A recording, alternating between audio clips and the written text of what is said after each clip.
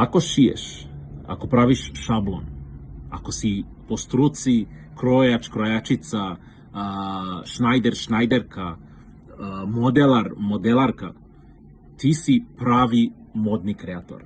I ja mislim da je vreme da mi počnemo bukvalno da verujemo u sebi, da mi možemo da radimo više od pravljenje garderobe za, recimo, tuđih brenda.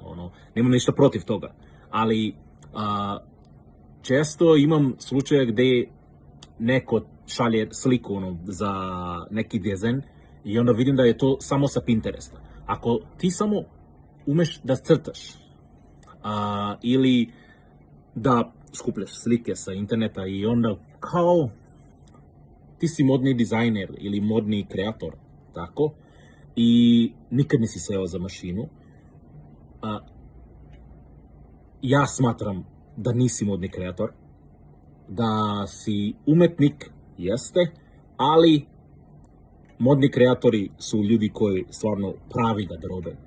I to je to, mislim, to je samo moj stav vezano za struku i da mi nismo, kako da kažem, kad čujem tekstilci, nego modni kreatori.